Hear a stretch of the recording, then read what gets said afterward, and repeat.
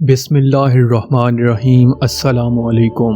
آج کی ویڈیو اسلامی تاریخ پر مشتمل ایک سچی داستان ہے جو کہ خلافت عثمانیہ کی بنیاد رکھنے والے جانباز ترک غازی عثمان اول کے والد ترک قبیلے کائی کے ایک نڈر سردار ارطغرل غازی کی ہے۔ اس ایک شخص نے اپنی قوت ارادی، بہادری اور دلیری سے کفر کے میدانوں میں لرزہ طاری کر دیا تھا۔ اس نے تن تنہا عیسائیوں، یہودیوں اور دوسرے کفار کے ایوانوں میں ہلچل مچا دی تھی۔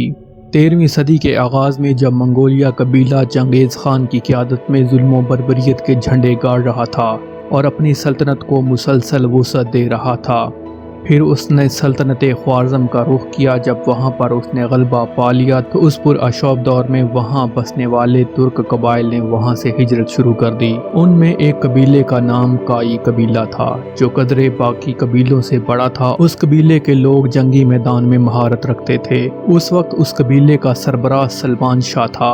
جب وہ قبیلہ شام کی طرف سفر کر رہا تھا تو سلمان شاہ دوران سفر ہی زندگی کا سفر جاری نہ رکھ سکا۔ سلمان شاہ کے 4 بیٹے تھے، بڑے دونوں بیٹے اپنے خاندان کے ہمراہ چلے گئے۔ قبیلہ منتشر ہو گیا۔ جو لوگ باقی رہ گئے انہوں نے ارطغرل کو اپنا سربراہ چن لیا اور ایشیائی کوچک کی طرف سفر شروع کیا۔ یہ جماعت 400 خاندانوں پر مشتمل تھی کہ راستے میں انہوں نے دیکھا کہ 2 افواج آپس میں مد مقابل ہیں۔ وہ ان سے واقف تو نہ تھے، لیکن ایک جس کی تعداد کم تھی ان کا ساتھ دینے کا فیصلہ کیا۔ اپنی جارحانہ حکمت عملی سے اس طرح حملہ آور ہوئے کہ دشمن کو میدان جنگ چھوڑ کر بھاگنا پڑا۔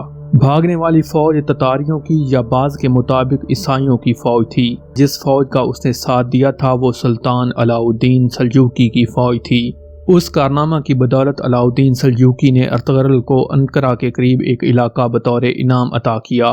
اسی علاقے میں پھر یہ قبیلہ مقیم ہوا۔ یہ علاقہ ارطغرل کو دینے کی وجہ یہ تھی کہ اس علاقے سے ملحقہ سرحد محفوظ ہو جائے اور دشمنوں کے حملوں سے بھی محفوظ رہا جا سکے۔ سلطان نے اجازت دی کہ اس علاقے سے ملحقہ علاقوں کو فتح کر کے سلطنت میں شامل کیا جائے۔ ارطغرل نے اپنی قائدانہ صلاحیتوں کو استعمال کرتے ہوئے بہت جلد اپنی بہادری اور دانشمندی سے ان علاقوں کو فتح کیا اور اپنی دھاک بٹھا دی، اور پھر ارطغرل کو اس علاقے میں بسنے والے دوسرے ترک قبائلوں نے بھی اپنا سردار منتخب کر لیا۔ یہ بات سلطان علاء الدین کے لیے پریشان ہونے کی بجائے حوصلہ مند تھی، کیونکہ ان دنوں ان کی سلطنت اندر ہی اندر بغاوتوں کا شکار تھی۔ حالانکہ کچھ علاقوں میں علاء الدین کی سلطنت کی شان و شوکت ابھی بھی قائم تھی، لیکن بعض عیسائیوں اور تتاریوں نے اپنے علاقے سلطنت سے الگ کر لیے تھے اور خود مختار حکومتیں قائم کر لیں۔ ایسے میں ارطغرل غازی متعدد علاقے فتح کر کے سلطنت کو قوت بخش رہا تھا۔ پھر ایک جنگ ارطغرل نے سلطان کی جانب سے لڑی اور تتاریوں اور بازنطینیوں کی فوج کو شکست دی۔ سلطان نے ان شہروں کو بھی ارطغرل غازی کو دے دیا۔ اس علاقے میں بے شمار چراگاہیں اور قلعے بھی تھے جن پر عمرا نے قبضہ کر رکھا تھا۔ پھر ارطغرل غازی اور ان کے بیٹے عثمان نے جنگ کر کے ان علاقوں کو حاصل کیا۔ عثمان بھی آپ کی طرح نڈر تھا۔ آپ کی اہلیہ حلیمہ خاتون سلجوقی شہزادے غیاث الدین کی بیٹی تھی۔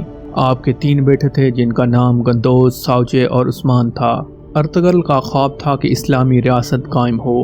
پھر 1299 میں سلجوقی سلطنت بالکل ختم ہو گئی اور عثمان غازی نے فتح کردہ علاقوں میں اپنی سلطنت قائم کر دی، جس کا نام سلطنت عثمانیہ رکھ دیا، اور یہ سلطنت 3 براعظموں تک پھیلی ہوئی تھی۔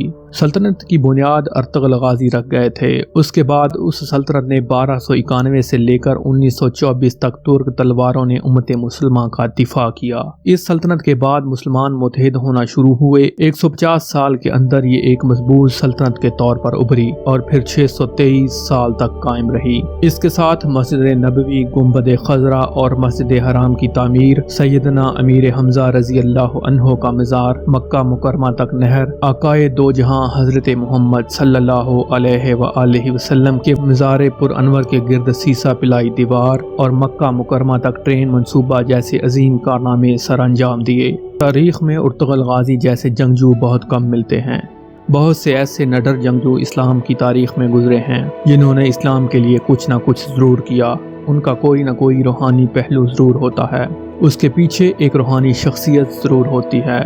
ارطغرل غازی کے پیچھے بھی اللہ کے حکم اور نبی پاک صلی اللہ علیہ وآلہ وسلم کے فیضان سے جس کی ڈیوٹی لگائی گئی تھی اس کا نام شیخ محی الدین ابن العربی رحمۃ اللہ علیہ تھا، جو اندلس سے ارطغرل غازی کی مدد کو پہنچے تھے۔ ارطغرل غازی کی پیدائش سن 1191 عیسوی میں ہوئی اور وفات سن 1280 عیسوی میں ہوئی۔ عزیز دوستو، ہمارے لیے المیہ ہے کہ ہماری نوجوان نسل ان غازیوں کے بارے میں مکمل طور پر بھول چکی ہے۔ دوستو، اگر ہمیں اپنا کھویا ہوا وقار دوبارہ حاصل کرنا ہے تو ہمیں اپنے ان ہیروز کی زندگیوں سے سبق سیکھنا ہوگا۔ امید ہے یہ ویڈیو آپ کو پسند آئی ہوگی۔ ویڈیو کو لائک اور شیئر کر دیں اور ہمارا چینل بھی سبسکرائب کر دیں۔ اللہ آپ کا حامی و ناصر ہو۔